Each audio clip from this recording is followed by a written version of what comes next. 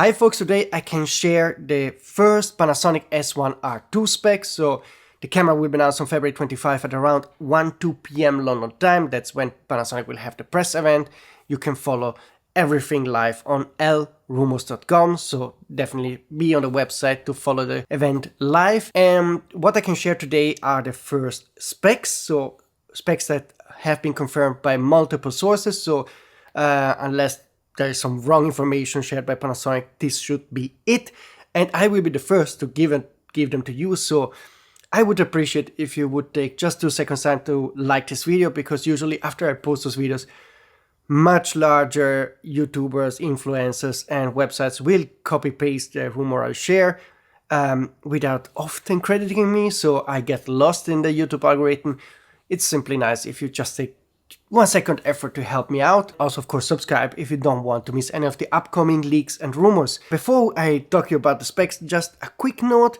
For a short time on this YouTube channel, I posted a live and another video about this camera, but there was a big mistake, because for a short moment, because one trusted source gave me the name S1X2, and it was actually only a typo. So I was confused. I thought that the camera would be named S1X2. No, it's really S1rII. The source apologized, so now it's fixed. We talked and everything is fine. And the specs that I give you are definitely confirmed by multiple sources, so there is no room for mistake unless Panasonic did fool us all and all the influencers and reviewers out there with the wrong specs. But no, those are different sources confirming the specs. The first important info is that the S1rII indeed has a new sensor, so not the same Leica SL3 sensor, the Sony 60 megapixel sensor that is in use also on the Sony A7R5. Panasonic decided to use a new sensor because it's a high-speed sensor. The resolution is going to be 44 megapixels, so this is a sensor never used before on any other camera. I don't know if it's a Sony sensor, I guess yes. 1.5 years ago I saw Sony publishing the PDF file 44 high-speed sensor called EMX366. Could be that this is the sensor in use on the new Lumix S1rII, but this is just a guess, so it's definitely not confirmed. The sensor is a high-speed sensor, so you not only get the high resolution 44 megapixel, you get also 40 frames per second in electronic shutter and 10 frames per second in mechanical shutter. And this is quite amazing. Consider that a camera that comes close to the S1rII is the Sony A1II that can do 30 frames per second with 50 megapixel. But keep in mind, this camera will cost half the price of the Sony. So I will, at the end of this video, also tell you the exact pricing, but around half. So this is pretty astonishing. And moreover, this will also have very high video quality. So basically this camera can do 3 things in one: high resolution, high speed, high video quality. Usually you have to buy separate cameras if you want one of those features. You get them all 3 on the Lumix S1rII. That's why they decided to not go to the full 60 megapixel resolution, but go for a newer sensor with 44. So you lose 60 megapixel compared to a Sony A7R5. No big deal. The real comparison here is with cameras like the Sony A1II, Canon R5II, and that's pretty amazing what the S1rII can do, all those things. Let's move on with the specs. It has 8 stops image stabilization, open gate, and very important, 1.5 seconds pre-capture. This is something we haven't seen so far from Sony, Nikon and Canon. Sony can do, the Sony A9 III and the Sony A1II can do 1 second. The Nikon cameras can do 1 second.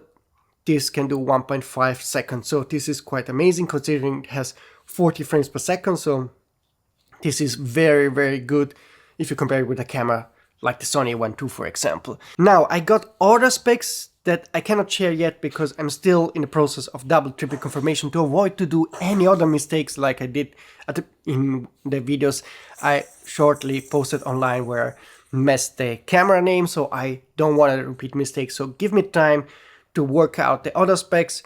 For example, video will be very important, but I still need confirmation before I share details, but it's going to have this super decent and super high video quality for sure. There are also some new unique features in the camera. Actually, those will be very highlight features, very important features. The sources are super excited about those features. I think they're could be as important, in some cases even more important, than the info about the frame rate and the high resolution sensor or the 1.5 seconds pre-capture. So definitely this is what I'm telling you today is not even the half of the important stuff the camera has. That's what sources told me.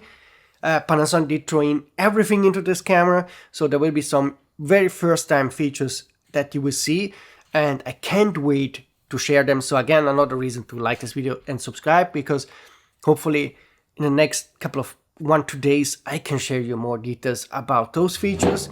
And now my guitar, sorry, dropped. That's the noise of the guitar because the cat is running around, so don't worry. And now let's talk pricing of the S1R2.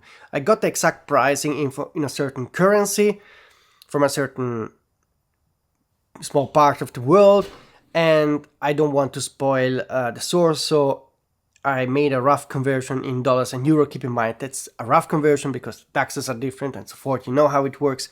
But the price should be close to $3,500 euro, maybe a tiny bit less, and that would be nearly $1,000 less than the Canon R5II. Consider that the S1R2 will be better than the Canon R5II when it comes, for example, frame rate, image stabilization, video quality. That's what sources told me, and have some very unique features that I can't wait to tell you in the next video. Something that the Canon definitely doesn't have and cost much less. You can even try to make a comparison with the Sony One II that has double the pricing, that Lumix basically matches the camera in some areas or even outperforms it, for example, in stabilization and other features. So this will be super exciting camera. And the announcement happened February 25, 1-2 p.m. London time. That's what I told you at the beginning of the video. So my laptop is open in front of me and I can see new messages coming in. Yeah, sources promising me to share more info. They are all very excited about this model. This is not going to be a sort of Lumix S9 moment where you are getting excited before the announcement and then reality kicks in and you see the limitation of the camera. This is not the case.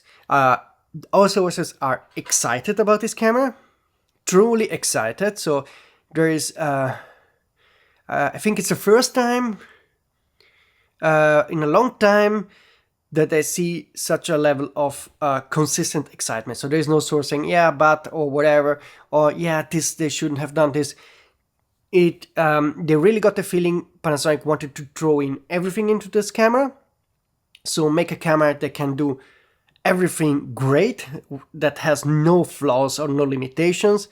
And they're particularly excited, like I told you, about some of the new features that you will learn soon through my channel or at the max on February 25.